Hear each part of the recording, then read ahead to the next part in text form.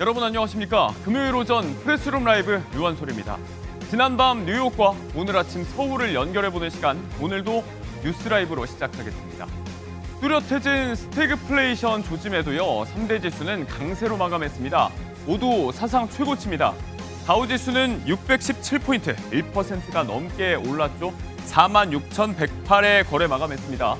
S&P 500은 55포인트가 올랐네요. 6,587. 나스닥도 157포인트 뛰어오르면서 22,043으로 거래를 마쳤습니다. 8월 소비자 물가지수 전월 대비 0.4% 올라서 상승폭이 가팔라졌습니다. 고용 악화도 시장 전망보다 심각했는데요. 시장은 아랑곳하지 않았습니다. 경기 둔화에 따른 금리 인하 가능성을 더 높게 본 거라고 할 수 있겠습니다. 사상 최고치 코스피는 사흘 연속입니다. 어제 3,340선에 올라선 가운데 오늘은 3,370에서 출발해서 연거푸 고점을 갈아치우고 있습니다.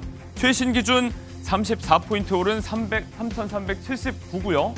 코스닥도 빨갛네요. 7포인트 올라서 842 현재 기록 중입니다. 두 지수 모두 외국인 매수세가 계속되는 중입니다. 대주주 기준 완화 기대가 이미 시장에 반영돼 있다는 분석이 있지만 역시 간밤 미국 증시 강세에 함께 탄력을 받는 분위기입니다. 자, 그리고 1인당 10만 원씩의 2차 쿠폰 오는 22일부터 지급이 됩니다. 조금 전에 그 지급 기준이 발표됐는데요. 가구 단위로 지난 6월 건보료 합산액 소득 하위 90%가 대상인데 재산세 과세 표준 12억, 연 금융소득 2천만 원을 초과하는 이른바 고액자산가 가구는 제외됩니다. 역차별 방지를 위한 형평성도 고려되는데요. 청년, 고령층이 많은 1인 가구는 직장 가입자 기준 연소득 7,500만 원의 별도 기준이, 또 2인 이상 다소득원 가구는 가구원 수 1명을 더해서 예를 들어서 맞벌이 부부가 포함된 4인 가구라고 하면 5인 가구 선정 기준이 적용되겠습니다. 국민비서 민생회복 소비 쿠폰 안내 서비스를 신청하면 지급 대상 여부 등을 미리 알 수 있다고 하네요. 한편 1차 소비 쿠폰 신청 접수는 오늘 마감됩니다. 현재까지 약 99%가 신청을 마쳤는데요. 아직 안 하신 분들은 오늘 오후 6시까지입니다. 파장이 자꾸 커지는 KT 소액결제 사태. KT 김영섭 대표가 이렇게 고개를 숙였습니다. 원인으로 지목되고 있는 건 불법 초소형 기지국, 이른바 가짜 기지국을 통한 개인정보 유출인데요. KT는 이용자 5,500여 명의 가입자 식별 정보, IMSI 유출 정황을 확인했다고 밝혔습니다. IMSI는 유심에 저장되는 가입자 고유의 번호라고 할 수 있는데요. 다만 이름, 생년월일 등의 결제 정보를 포함한 건 아니어서 어떻게 소액 결제까지 이루어진 건지 추가 조사가 필요한 상황이라고 할 수 있겠습니다. KT 측은 관계 당국과 조사 중이고 추가 피해를 막고 피해 고객에 대한 100% 보상책을 강구하겠다고 밝혔습니다. 등하굣길 학교 앞 문방구에 들러서 한참 놀던 어린 시절, 이제 추억 속 얘기가 돼가는 걸까요? 문구 소매 업체들이 8년여 만에 60% 넘게 문을 닫았습니다. 대형 유통업체의 전통 문구점과 지역 상권이 타격을 받고 있다는 게 문구업계의 주장입니다.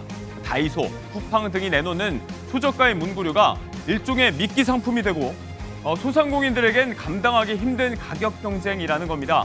대기업의 문구용품 취급 제한, 문구용품 부가가치세 면제 등 정부가 제도적 장치를 마련해달라고 문구업계는 호소하고 있습니다. 귀엽죠? 지난 현충일이 생일이었습니다.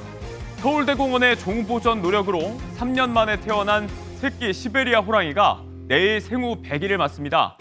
시베리아 호랑이는 한반도에 살던 한국 호랑이와 혈통이 같죠. 아빠 호랑이 로스토프와 엄마 펜자는 러시아생으로 지난 2011년 반입됐는데요. 15세 노령으로 번식이 힘든 상황에서 태어난 늦둥이라서 더 의미가 큽니다. 지속적인 사육 환경 개선과 건강관리 노력의 결과라고요. 아직 이름이 없는데 시민 공모로 이름도 짓고 11월 중순쯤엔 시민에게 공개될 예정이라고 합니다. 그때까지 엄마 아빠 사랑 듬뿍 받고 건강하게 지내길 바랍니다. 이상 오늘의 뉴스라이브였습니다.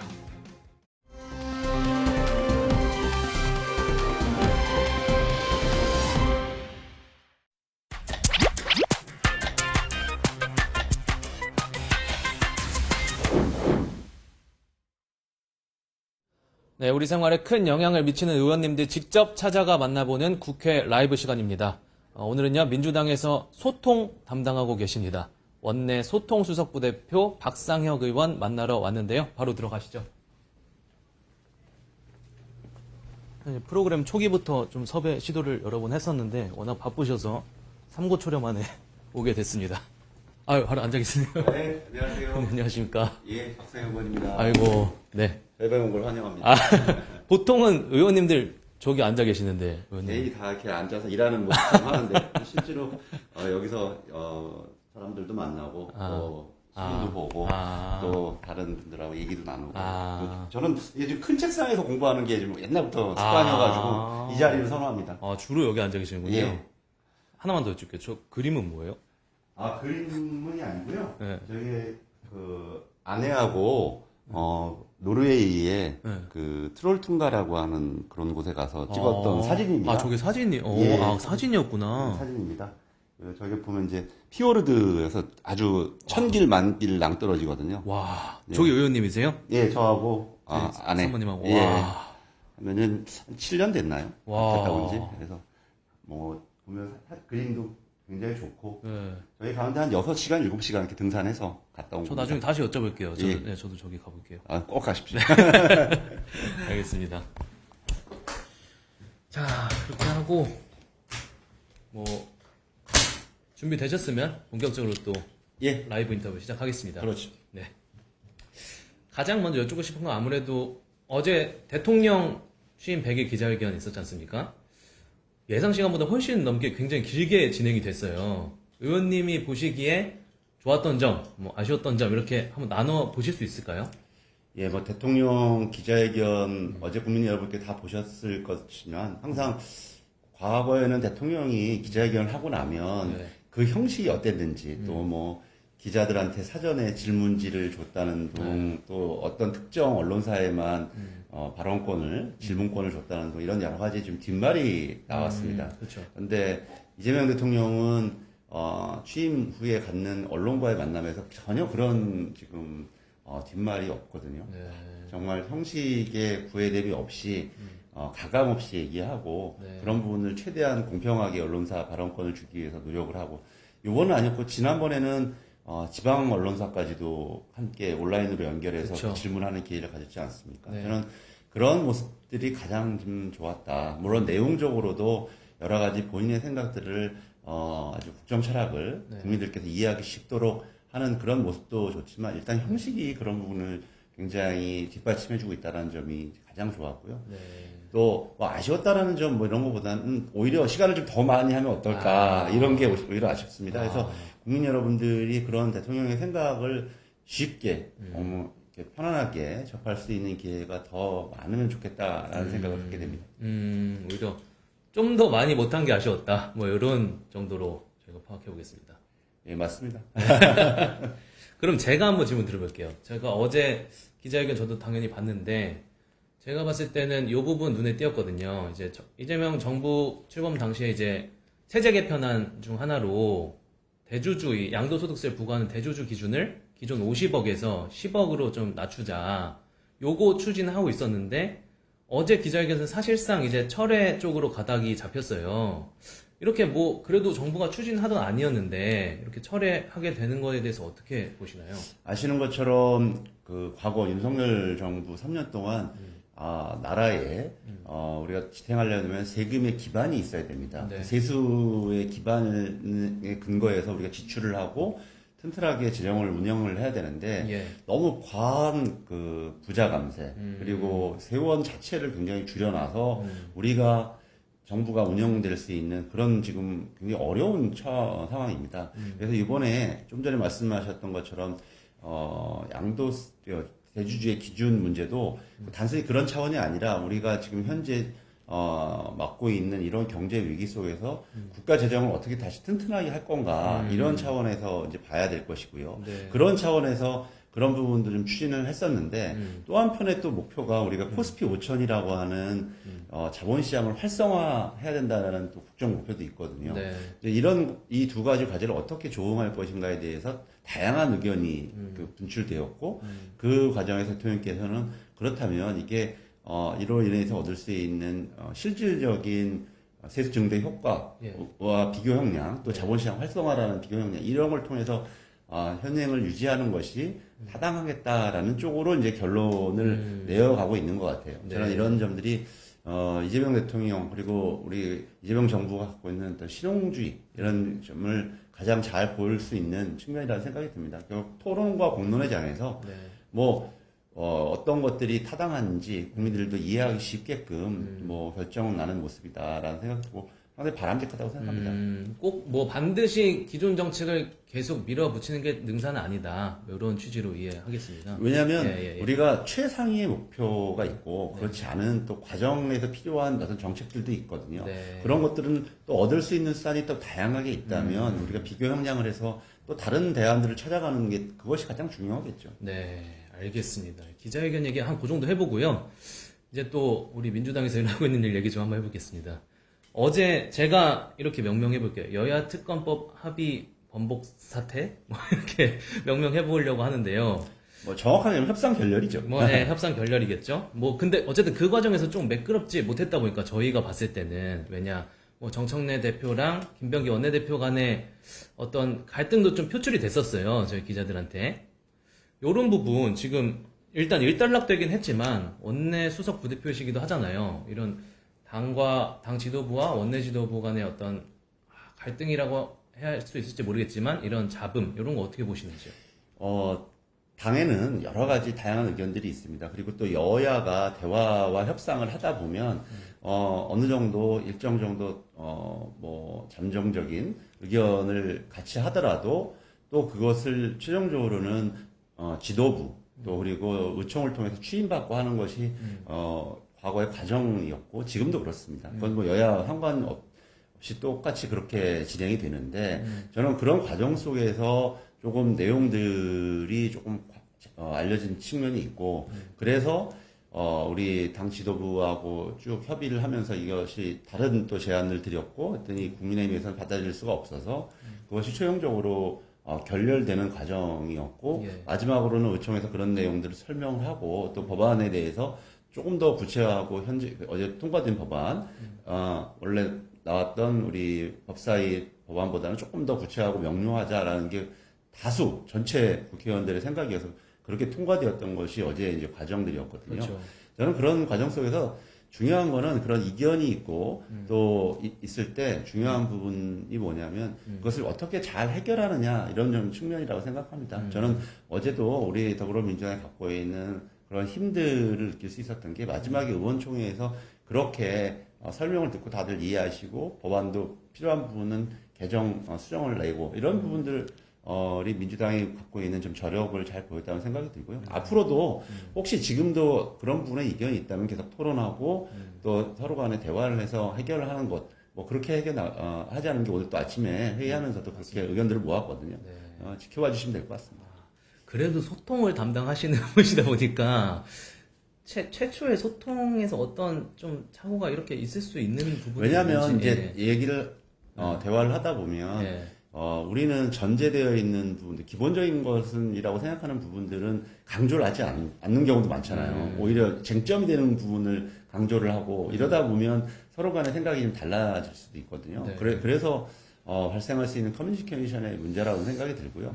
우리가 항상 얘기하는 것처럼 이 차이를 막 극대화하는 것보다는 서로 간의 같음을 더 존중하는 게 제일 중요하다고 생각해요. 저는 당 내나 당 외부는 마찬가지고요. 그래서 지금도 우리가 근본적으로 지금 더불어민주당은 내란 극복과 민생 회복이라고 하는 큰 이재명 정부의 과제를 추동해가는 가장 중요한 집권 당 아니겠습니까? 네. 그 과정 속에서 필요한 부분들이 뭔지를 제일 중심에 놓고 생각하면 저는 이견이 아니다라는 생각이 듭니다.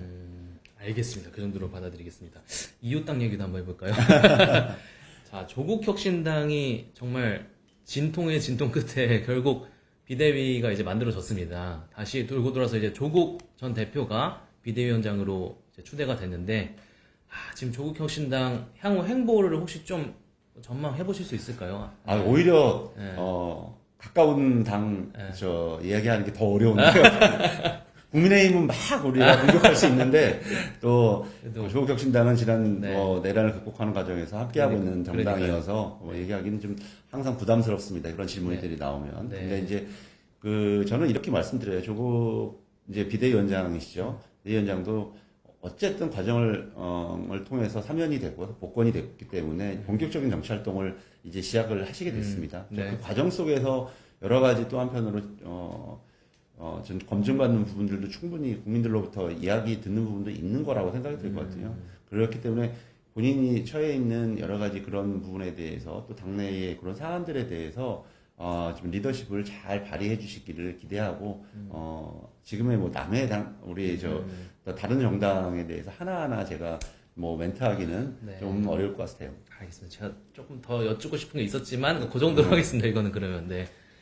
자 그러면은 그냥 원론적인 질문 하나 드려볼게요. 이게 당내에서 새로 생긴 원내 소통수석 부대표시거든요. 지금 의원님께서 좀 처음에 주목도 많이 받았었어요. 소통수석? 요거 무슨 일 하는 건지 한 번만 좀 다시. 아유, 항상, 그래서 아까 같이 소통이 안 되면 제가 잘못했나, 이런 생각이, 부담과 이런 걸 갖게 됩니다. 네. 거대, 정당이죠, 저희가. 원수가 맞습니다. 그리고 집권당일수록 여러 가지 더 소통을 해야 될 과제들도 굉장히 많이 있거든요.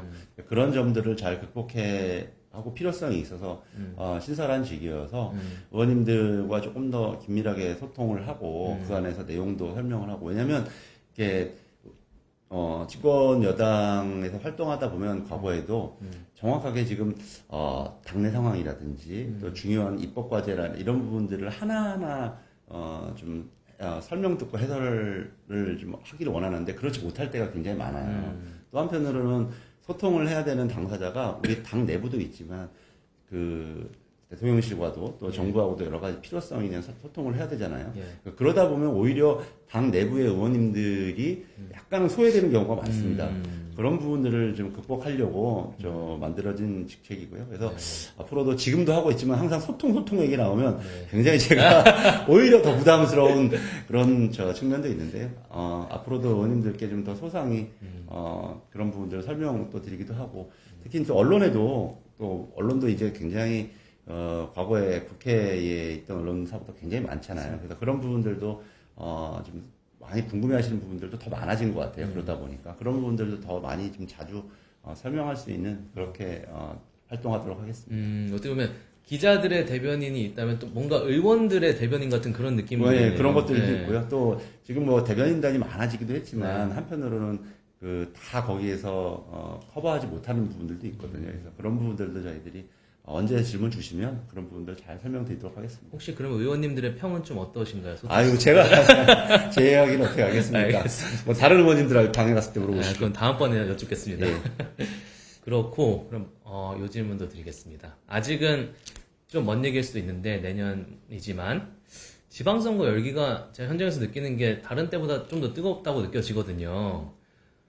김포 지역구시잖아요. 뭐 여러 지역 뭐 있지만 경기도지사 제일 또 화려한 어떤 그런 거잖아요. 계속 뜨겁고 있는데 의원님께서 보시기에 좀 유력 후보군을 좀 이렇게 꼽아 보신다면 어떻게?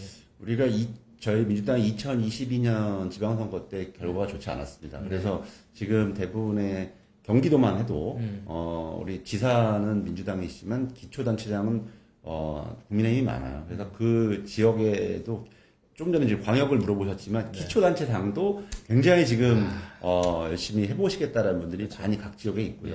지금 경기도지사를 물어보셨는데 먼저 당연히 김동연 지사님이 계시고 또 아시는 것처럼 경기도의 대다수 의석을 더불어민주당이 국회의원들이 많습니다. 거기에 또 다선 의원님들이 많으세요. 제가 특정인을 거명하면 거기에 언급되지 않으신 분들은 소외됐구나, 소통을 안 했구나 이렇게 오해받으실 것 같아서 제가 그렇게보다는 다선 의원님들이 많으시다 보니까 그런 경륜과 경험들을 가지고 아마 도전을 하실 것으로 예상이 들고 또한 지난 12.3 내란을 극복하는 과정에서 굉장히 역할들을 많이 하시는 의원님들이 또 당원들의 기대를 많이 받고 있습니다. 그래서 그런 분들도 이번에 한번 도전하리라 저는 전망을 하고 있고요.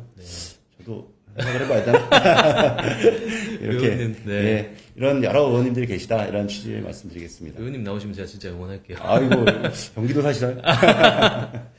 자, 뭐 직접 언급은 안 해주셨지만 뭐 다선 뭐 이런 힌트를 주셨습니다. 계엄 때 활약을 했고 이런 부분들 한번 잘 지켜보시면 좋을 것 같습니다. 의원님 마지막으로 화이팅하자는 차원에서 제가 뭐 화이팅하고 외치려고 하는데 뭐 방법 있으실까요? 예, 뭐 여러 가지 화이팅 방법이 네, 있는데 네. 제가 최근에 책을 한 권 냈습니다. 오. 제목은 단단하게인데요. 오. 뭐 다른 건 아니고 그동안 국회의원 대구사 5년 동안 여러 가지 했던 입법들, 네. 이 과정들을 어떤 내용이었는지, 어떤 과정으로 입법을 추진하게 됐는지, 그리고 향후에 어떻게 할 건지를 묶어가지고 냈습니다. 그래서 단단하게 더 시민들과 연대하자라는 취지로 제목을 줬는데 박상혁 하면 단단하기로 하도록 좋네요. 하겠습니다. 제목부터 직관적입니다. 많이 팔릴 것 같은데. 네, 많이 좀 팔아야 되는데. 자, 그럼 그렇게 한번 해보겠습니다. 네. 네. 자, 박상혁 단단하게. 네. 의원님 오늘 말씀 감사합니다. 예, 네. 앞으로도 자주 뵙겠습니다. 감사합니다. 자주 소통드리도록 네, 하겠습니다. 알겠습니다. 네, 더불어민주당 박상혁 의원과 얘기 나눠봤습니다. 더 만날 의원 없을 때까지 저희 국회 라이브는 계속되니까 많은 관심 부탁드리고요. 지금까지 저는 정태웅이었습니다.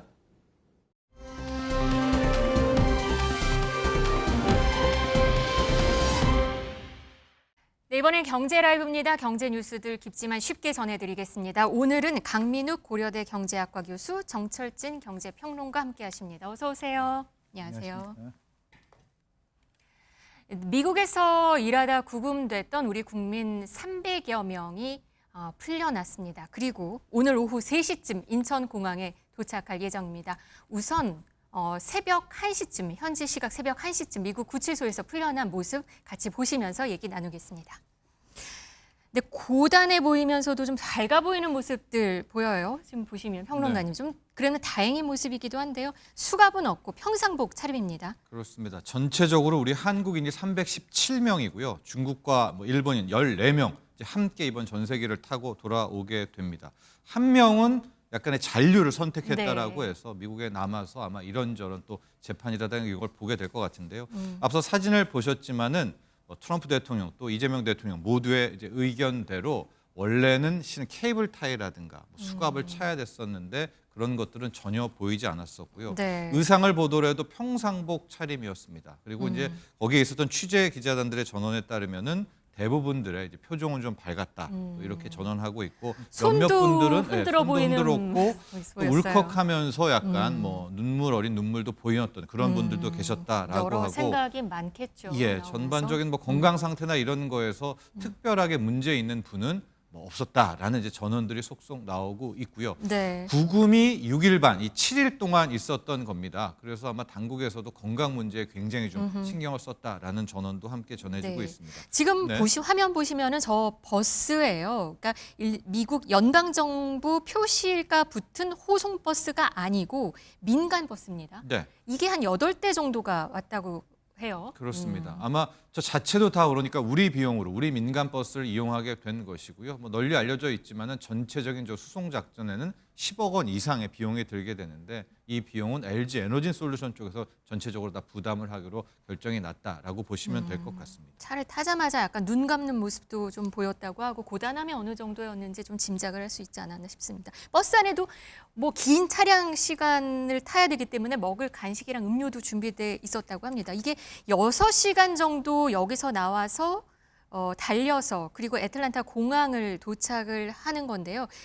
이 특별 출국 절차를 거쳐서 전세기는 이륙을 했는데 이 어떻게 지금 타고 가는지도 궁금을 했는데 퍼스트나 비즈니스석에는 임산부를 포함해 기저질환으로 건강이 좋지 않은 이들을 먼저 배정했다는 얘기도 들리고 있어요. 예, 맞습니다. 이제 거의 최고 대우를 하려고 기업이나 정부 측에서도 노력을 하는 것 같습니다.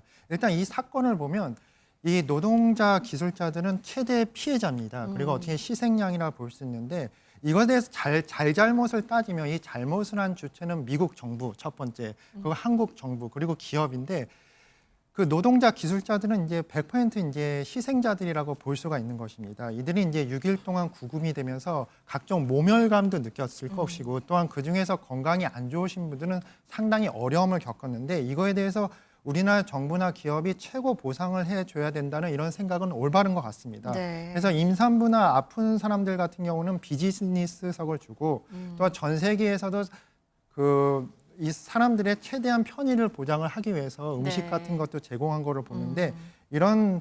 이렇게 접근하는 것은 이제 올바른 접근이라고 보고 싶습니다. 네, 이 공항에서는요, 우리 취재진뿐 아니라 NBC나 CBS 등 미국 방송 매체들도 그렇게 와서 봤다고 취재를 했다고 전해지고 있습니다. 그러니까 이 상황이 우리나라뿐만 아니라 미국에서도 봤을 때 좀 자유로울 수는 없는 상황처럼 보여요. 예, 그것이 이제 미국 정부로서도 상당히 딜레마적 사건인 것 같습니다. 일단 트럼프 정부의 기본 원칙은 그렇죠. 미국에서 소비되는 것은 미국 안에서 미국인에 의해서 생산이 된다. 이런 특별한 원칙이 있고 그런 원칙을 실현하기 위해서 적극적으로 다른 나라가 그 미국에 투자를 권유를 했는데 네. 이번 사건은 뭐냐면 이렇게 이제 이런 기술자 노동자들을 불법 체류자로 몰아서 쫓아보내는 바람에 미국에 이제 공장 짓는 것이 2, 3개월이 늦어져서 결국은 뭐냐면 미국이 원하는 미국 사람들이 고용이 돼서 생산되는 그런 모습이 이제 이루어지지가 않았죠. 그래서 미국 정부로서도 상당히 이 일이 진짜 곤란스러운 일이고 물론 이 일에 이면적으로는 트럼프 정부의 오락가락 행보 이것이 많이 작용을 했습니다.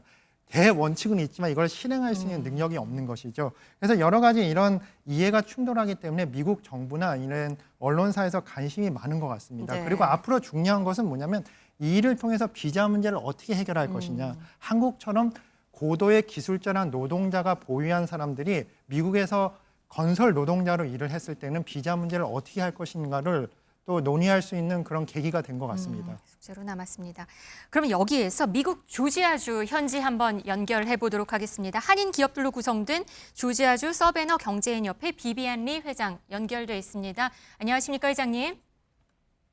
네, 안녕하세요. 저 서베너 경제인연합회 이자 월드옥타 서베너 회장을 맡고 있는 비비안리입니다. 네, 다행히 구금됐던 한국인들 지금 돌아오고는 있습니다. 지금 비행기 안에 있는 상황인데요. 그런데 현장에서 처음에 체포되는 그런 모습을 봤었을 때는 저희가 봤었을 때도 꽤 충격적이었거든요. 그 현장에서 느끼셨을 것도 꽤나 놀라셨을 것 같습니다. 네. 딱 일주일 전 9월 4일이었죠. 네. 그날 아침에 서베너 저희 한인들 카톡방이 있는데 그곳에 먼저 사진이 올라오면서 뭐 LG 배터리에 IC가 떴다는 글이 올라오면서 알게 됐어요. 네. 그런데 사진을 보니까 장난이 아니더라고요. 막 네. 헬기가 뜨고 장갑차가 오고 총을 든 IC 사람들이 있고 이러면서 이제 현대자동차 쪽이 완전 봉쇄되었다고 하고 그러니까 겁도 나고 걱정도 됐죠. 그래서 우리 교포분들이 다들 놀래서 이게 무슨 일이냐, 뭐 어떻게 된 거냐, 괜찮냐, 뭐 이런 식으로 전화와 카톡이 정말 많이 왔었습니다. 네. 또한 이제 한국 분들이 IC에 잡혀갔다고 하니까 처음에는 규모가 어떻게 되는지도 모르고 우선 걱정만 많이 했던 것 같아요. 네. 정말 카톡, 뭐 전화 이런 걸로도 서로 이 상황이 공유가 됐던 거군요. 현지에서는. 네. 여기는 조금 이제 그런 동네가 작다 보니까 네. 그런 카톡방이 교민들 사이에서 카톡방이 운영이 되고 있어요. 그래서 네. 정보들도 서로 공유하고 그러는 단톡방이 있습니다. 놀라셨을 것 같습니다. 그래도 지금 비행기 탔다는 소식을 듣고 오늘은 좀 한숨 돌리셨죠? 그럼요. 어제부터 마음 얼마나 졸였는지 몰라요. 사실 어저께 비행기 탔다고 했는데 갑자기 못 탔다고 하니까 또 걱정들 많이 했고요. 혹시나 무슨 이유를 들어서 또 못 나가게 하는 게 아닌가라는 생각이 들어서 다들 걱정 많이 했던 것 같아요. 그런데 오늘 아침에 일어나 보니까 뉴스에서 폭스톤에서 버스가 사람을 데리고 떠났다고 하는 얘기 듣고는 정말 다들 안도의 한숨을 쉬었습니다. 그래서 정말 이곳의 한인 동포들도 모두 정말 다 기뻐하셨고요. 네. 단톡방 보면서 정말 그때그때 실시간으로 사람들이 다들 막 환호성 지르고 야 드디어 이제 버스 떠났답니다. 막 이런 거 막 실시간으로 서로 막 정보 공유해 주시고 네. 이제 왜 이렇게 뉴스에서 나오잖아요. 그거 막 캡처해서 올려주시고 막 이렇게 했습니다. 네. 그래 다행입니다. 근데 조지아주 여기가 참 한미 경제 관계에 있어서는 좀 상징적이기도 하고 정말 중요한 주라고도 볼 수가 있는 것이죠. 그러니까 아주 특별한 주라고 볼 수 있는 데죠. 네. 요즘에 아시다시피 현대자동차가 이곳에 현대 메타플랜트라는 어마어마한 공장을 지어서 현대뿐만 아니라 현대모비스, 뭐 LG 배터리 그리고 그 부수적으로 1차, 2차 협력사들이 이곳에 다 공장을 지었고요. 아시다시피 조지아 커머스의 SK온이나 하터스필의 한화큐셀 등 뭐 한국 기업들이 조지아에 정말 공장을 지금 많이 짓고 있고 지었었습니다. 네, 지금 이 공장에서 지금 벌어진 일이죠. 이 메타플랜트 안에 이 문제의 배터리 공장 건설 현장에서 일어난 일인 거죠? 그러니까 메타플랜트 안에 그 안에 LG 배터리 공장이 옆에 이렇게 네. 다른 건물로 지어져 있는데 네. 거기에서 일어난 거예요. 이 현대차 공장이 이 조지아주에 이렇게 들어서면서 이 동네 분위기가 많이 바뀌었다고 들었습니다. 이 경제 규모 자체도 현대차 공장과 돌아가는 규모도 꽤 컸다고 들었어요. 어땠습니까? 예. 제가 알기로는 이 현대차 메타플랜트 투자하는 규모가 뭐 한 7, 80억 이상이라고 들었습니다. 거기에 이제 수천 명의 고용 인원, 뭐 여기 현대 자동차만 들어온 게 아니라 1차, 2차, 3차 뭐 벤더들이 다들 들어오니까 네. 뭐 수만 명의 간접 고용 효과까지 있으니까 아마 숫자는 어마어마할 거라고 생각이 들고요. 또한 그로 인해서 막 인구가 증가하고 주택 수요가 증가하고 그다음에 도로가 시골 도시였으니까 도로도 넓혀야 되고 네. 물류 시설들도 막 커져야 되고 이런 경제 활성화 효과로 보면 뭐 그런 것들이 눈에 보이게 달라지는 모습이 지금 보여지고 있죠. 네, 부동산 시장도 붐이었다고 들었어요. 뭐 상권도 활성화되고. 예. 네. 맞습니다. 네. 여기 진짜 다 소나무 밭이거든요, 이 동네가. 정말 밭이었다고요? 근데 네. 그 소나무 밭 다 밀어내고 네. 이제 여기 현대자동차 들어오면 여기에서 현대자동차에서만 인원이 8,500명에서 한 10,000명 정도 된다고 하더라고요. 네. 그러니까 막 집 부족하죠.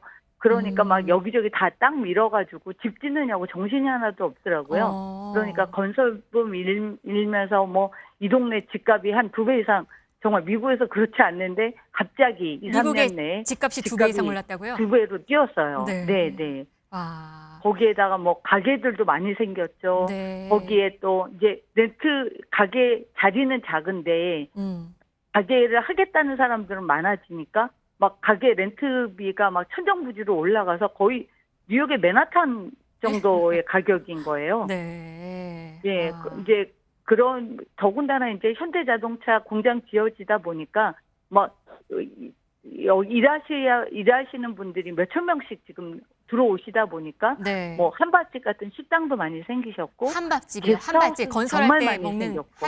한밥집. 네. 식당. 그다음에 네. 건설 분야에서 사람들 구해야 되는데 정말 사람도 못 구해가지고 전쟁이 일어나가지고 오죽하면 인력하시는 분이 얘기가 이제 조금 있으면 길거리 아무나 지나가는 외국인만 보면 다 데리고 가야 될 정도라 그 얘기하실 정도로 그 정도로 여기 사람이 부족한 정도였죠. 그런데 지금 이번 사태로 그 지역 분위기는 좀 많이 달라졌을 것 같습니다. 어제 오늘 뭐 요 며칠 딱 일주일 됐잖아요. 네. 그 사이에 거의 왜 도시가 폭탄 맞은 느낌이랄까 이런 느낌. 왜 막 현재 교포 분위기는 좀 그래요. 정말 많은 사람들이 아침 새벽부터 출근하시고 하니까 그 현대자동차 들어가는 길에 트래픽이 어마어마했거든요. 교통이 막 체증이. 그 트래픽에 그다음에 뭐 코스코 가도 뭐 골프장에 가도 식당에 가도 뭐 여기저기 한국 분들 정말 없는 분들이 너무 많았었거든요. 네. 그래서 야 시골에 이렇게 한국 사람들이 많다고 이럴 정도였는데 지금은 너무 조용한 거예요. 아침에 트래픽도 덜하고 길거리에 가서 이렇게 사람들 보면 한국인들 잘 안 보이고 그러니까 너무 썰렁하다고 할까 이런 느낌이 들더라고요. 그래서 이곳에서 한인들을 대상으로 하시는 비즈니스 하시는 분들도 정말 많은데 더군다나 또 미국 상권들도 한인들이 유입되면서 정말 장사가 잘 됐었거든요. 네. 근데 그런 부분들이 쫙 가라앉는 느낌이랄까 그런 분위기입니다. 네, 당분간 지금 공장 가동이 스톱될 것이다라는 얘기도 들리고 있습니다. 앞으로 현지에서 보셨을 때 어떻게 될 걸로 예상하시고 또 어떻게 돼야 될까요? 지금 이제 그 한국 출장자분들도 이제 그 다 지금 귀국 조치가 취해져서 한국으로 다 들어가셨어요. 네. 그러니까 더군다나 이제 LG 배터리는 아예 이제 공사장이 이제 현장 자체가 셧다운이 됐고 그러다 보니까 아무래도 당분간은 비즈니스적으로 힘든 시기가 올 것 같다라고 다 지금 이구동성 얘기를 하고 계십니다. 네. 그지만 여기 장사하는 사장님들이 그렇게 될 얘기들을 오늘 모여가지고 그런 얘기를 했어요. 우리 조금만 버티자. 오히려 합법적으로 비자 받고 이제 들어오기 시작을 하면 더 잘 될 거고 네. LG 배터리도 아직 사실 완공이 된 게 아니거든요. 공정이 더 남았다라고 들었습니다. 네. 그리고 그러면 전문 인력들도 더 들어와야 되고 현대자동차도 라인 공사에 있어서 전문 인력들이 들어와야 된다고 듣고 있었거든요. 그러니까 다시 서베나우 경기가 좋아질 것이다. 그러니까 그때까지 우리 버티자, 잘 버티자라는 잘 버티자. 분위기입니다. 그래서 서베나는 현대자동차뿐만 아니라 이제 항만이 굉장히 커질 거라는 예측이 있어서 네. 사실은 그래서 더 이렇게 여기 경기가 호황인 것도 있거든요. 사실은. 근데 이제 한국뿐만 아니라 미국 이것도 정말 불경기예요. 미국도 뉴욕, LA 대도시는 뭐 정말 우리 교포들 너무너무 힘들다고들 하시는데 그런데 이 서베너만 사실 특수 경기였거든요. 근데 이제 저희들도 이제 체감을 하게 됐고 이제 이 부분을 현명하게 우리 교포분들이 잘 이겨내실 거라고 생각을 합니다. 네. 시간은 좀 걸리겠지만 결국 회복이 되고 또 원활하게 빨리 돌아가기를 바라겠습니다. 지금까지 미국 조지아주 서베너 경제인협회 비비안 리 회장 전화 연결했습니다. 고맙습니다. 네, 감사합니다. 네, 우리 국민들 이렇게 좀 무사히 돌아오긴 됐지만 지금 우리나라에서도 구금 이 사태에 대해서 충격이 큽니다. 일부에서는 미국산 제품 불매 운동도 지금 벌어지고 있다고 해요. 주로 불매운동하면 일본산 제품에 대한 불매운동이 많이 있었었죠. 미국산에 대한 건 상당히 네. 좀 이례적이고 거의 뭐 역사적으로는 없지 않았었나. 옛날에 이게 뭐 소고기 이런 거 외에는요. 맞아요. 지금 보면 우리 생활에 가장 친숙한 곳들에 있어서 인증글이라고 합니다. 가령 코스트코 가는 분들 많이 있죠. 뭐 맥도날드, 스타벅스, 그리고 이제 자동차 같은 경우에는 테슬라가 요즘에 좀 많이 팔리고 있고요. 네. MZ 세대들 사이에서는 애플 뮤직, 또 뭐 넷플릭스 이렇게 되고 있는데 유튜브는 아직 없는 것 같아요. 유튜브를 안 보겠다 이런 인증글은 없지만 이 미국산에 대해서 불매 운동을 시작해야 되는 것 아니냐 이런 글들이 속속 올라오고 뭐 일부 댓글들은 상당히 좀 과격한 그런 글도 올라오고 있고요. 몇 가지 글 중에서 뭐 테슬라 차량 예약했다가 뭐 취소한 소비자다 이런 내용들 많이 있습니다. 이제 그만큼 이번 사태에 대해서 국민들의 어떤 분노와 이런 일이 그럼. 커져가고 있다는 걸 알 수가 네. 있고요. 다만 이게 인증 글이잖아요. 과거에 일본차 같은 경우에 뭐 닛산은 아예 그냥 한국점을 다 닫고 떠나는 뭐 그런 사태까지 왔는데 이게 실질적으로 행동으로 이어지는지는 조금 더 시간이 그건 필요할 좀, 것 같습니다. 네, 네. 보시죠. 이번 사태와 관련해서 호세 무뇨스 현대차 대표이사 사장은 또 현지에서 기자회견을 했는데요. 여기에 대해서도 공개 입장을 내놨다고 전해지고 있습니다, 교수님. 예, 맞습니다. 그 무뇨스 사장이 이제 디트로이트에서 이제 공개 발언을 했는데요. 이번 일로 최소 2, 3개월의 그 공장 설립이 지연이 될 것이라고 봤습니다. 이게 이제 상당히 중요한 것인데 과연 2, 3개월의 공장 지연이 되면 누가 손해를 볼 것인가? 이것은 첫 번째로 기업이 엄청난 손해를 봅니다. 기업 입장에서는 많은 돈을 준비해서 그 공장을 짓는 것이고 그 공장이 빨리 가동이 돼야지 그 기업의 수입이 늘어나고 그런 식으로 이제 돈이 순환이 되는데 기업 입장에서 엄청난 손해를 보는 것이고 하지만 이것을 이제 공개적으로 말한 이유는 뭐냐면 자신들 손해뿐만 아니라 이것이 결국 미국의 손해가 될 수 있다를 약간은 이제 어필을 한 것 같습니다. 네. 그러니까 결국 미국 정부가 들으라고 이제 얘기하는 것인데 미국 정부가 이것을 이제 언론이나 정부가 미국 정부 입장에서도 심각하게 생각하고 있으니까 네. 어느 정도 효과가 있는 것 같습니다. 일단은 상당히 이번 사건에서 중요한 것은 뭐냐면 이 지연의 효과라는 게 일어난 이유가 뭐냐면 미국 정부가 처음에 생각을 했을 때는 미국 정부 입장에서는 불법 체류자죠. 저희 입장에서는 불법 체류자가 아닙니다. 훌륭한 그 근로자? 기술자 노동자인데 네. 미국 입장에서 이 불법 체류자를 딱 쫓아보내면 이것이 뭐냐면 미국인으로 일주일 안에 대체가 될 것이다. 이런 생각을 했는데 어떤 의미에서는 이번 기회에 이것이 불가능하다는 것을 미국 정부에 확실히 알려준 계기가 됐고 이런 의미에서는 앞으로의 이제 비자 문제 같은 것도 그 협상이 좋은 쪽으로 흘러가지 않을까 예상을 해봅니다. 네, 그러기를 좀 기대해 봐야 될 것 같습니다. 네. 오늘 3시에서 4시 사이에 공장 건설 현장에서 구금됐던 한국인들이 인천공항에 도착하니까요. 이때 소식 또 전해드리도록 하겠습니다.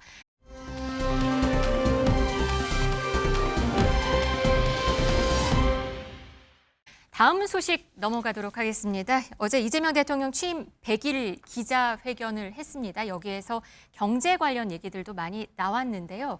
상속세에 대해서도 얘기가 나왔습니다. 들어보시겠습니다. 상속세율을 낮추는 건 저는 동의할 수 없다. 근데 임광연 의원이 그때 만들어낸 게 아마 10억, 8억 이렇게 해가지고 18억까지는 세금 없게 해주자 이렇게 됐던 것 같아요. 그때 공약이었는데 이거는 제가 전 말했으면 지켜야 되니까요. 아마 이번에도 개정하지 않을까 싶은데 어떻게 혹시 개정 내용 아세요? 이번에 하는 김에 상속세법도 이거는 고쳐야 되는데. 하여튼 이번에 그 처리하는 걸로 하시죠, 뭐 한꺼번에. 예, 정책위하고 네. 상의하겠습니다. 네, 그거 잘 지적해 주셨습니다. 저 잊어버리고 있었는데 네, 그렇게 하도록 할게요. 말한 대로. 네, 우선 당장 상속세가 달라질 것 같습니다. 이 내용을 들어보면은 지금은 10억인데 이게 상속 공제 한도가 늘어나는 거 18억 정도로 올라가게 되는 거죠. 네, 그 시작이 여러 가지 이제 언급이 됐었는데 지금 서울 집값 평균이 14억을 넘어서 이제 15억을 향하고 있고요. 강남 3구로 가서 강남구의 평균은 33억입니다. 용산구만의 집값 평균은 지금 24억을 넘어선 이런 맞아요. 상황이기 때문에 네. 현재 뭐 공제 한도가 일단 최대 공제가 10억 아니겠습니까? 그래서 집값 대비 저 10억이라는 실질적인 공제 한도가 좀 작지 않느냐는 네. 얘기가 계속 나왔었고 지금 그렇기 때문에 네. 뭐 아파트에 맞춰서 이번에 한 8억 정도를 더 상향해야 되지 않은가 그 이야기를 했던 겁니다. 네, 지금 18억 원 예를 한번 들어봤어요. 그러니까 18억 원 아파트를 상속을 했다. 이럴 경우에는 지금은 지금 1억이 넘게 상속세를 냈어야 됐나 보네요. 근데 이게 없어지는 건 그렇습니다. 말이죠. 예, 네. 그래서 왜냐하면 18억이 전체 항도가 되는 것이고 현재 구조를 좀 놓고 보면 자녀 공제와 기본 공제 2억 빼고요. 자녀 공제와 5억 중에서 하나를 선택하고 배우자 공제 5억. 그래서 실질적인 이제 10억의 한도가 되는 건데 어떤 식으로 공제를 더 키울지는 모르겠지만 네. 전체적으로 현재 최대 10억을 18억까지는 맞춰야 되는 것이 아니냐라는 것이 이번에 나왔던 건데 다만 이번에 저 상속세법을 바로 9월 정기국회까지 하는 그 정도의 빠른 속도가 가능할까라는 것은 좀 생각해 볼 문제입니다. 그러나 네. 올해가 아니더라도 뭐 내년 언젠가는 이제 최대 한도가 아마 18억 정도는 상향 조정될 가능성이 매우 높다 이렇게 볼 수 있겠습니다. 주식시장의 논란이었던 양도세 대주주 문제 그것도 얘기가 있었어요. 이러면서 지금 주식시장이 아주 환영하는 분위기인 것 같습니다. 오늘도 지금 맞아요. 최고치예요. 이제 지난번에도 말씀드렸지만은 이번에 규제 부동산 대책 나왔었을 때 부동산에 대한 세금 규제라든가 태클은 거의 없었잖아요. 그러니까 거기에 발맞춰서 아니 부동산에는 왜 특별한 규제가 없었는데 주식 같은 경우에는 양도세를 내야 하는 대주주의 기준이 왜 종목당 10억으로 강화하느냐. 주식도 그대로 놓아야 된다. 그래서 50억에 대한 부분이었었고요. 저 부분을 이재명 대통령이 저기도 나와 있는데 기준에 강화하는 10억을 고집할 필요는 전혀 없다라는 이야기에서 저 부분은 이번 세제 개편안에서 빠르게 반영될 것으로 보입니다. 주식시장 이렇게 되면 좀 더 오를 거라 보세요, 교수님? 예, 맞습니다. 이제 주식 시장에 대해서 이제 기본적으로 우리나라 주식 시장을 생각하면 그 이재명 대통령의 생각은 뭐냐면 우리나라가 주식 시장이 너무 저평가가 됐다. 그 여러 가지 이유가 이제 과거에 이제 과도한 상속법이죠. 왜 그러면 경제 성장 시대에 너무나 경제 성장 속도가 빠르니까 부가 불균형하게 퍼지게 되고 그것을 해소하기 위해서 이제 상속세를 많이 하고 그것이 이제 주식 시장에 또 영향을 주는 것이고 또한 여러 가지 우리나라 같은 경우는 이제 최고로 이제 특이한 상황인 게 남북 분단 국가죠. 그 분단 국가의 모습이 아직까지도 외국 투자자라 보기에는 상당히 불안한 국가입니다. 그러니까 이런 여러 가지 요소 때문에 주식 시장이 불안정한데 저평가가 됐는데 대통령이 생각하는 것은 이 주식 시장의 문제를 해결하면 실제적으로 부동산 문제도 어느 정도 해결할 수 있다. 왜 그러면 돈이 생기면 그것이 이제 부동산을 몰리는 현 실정에서 그 돈을 주식 시장으로 옮기자. 저는 이런 대통령의 이제 접근 방식이 맞다고 보고 있습니다. 그래서 맞다고 보고 있고 여러 가지 이제 양도세 문제 같은 경우도 이제 왜 그것을 10억으로 낮추냐 주식 양도세를 그거 자체에 대해서는 이제 저도 반대하는 입장입니다. 알겠습니다.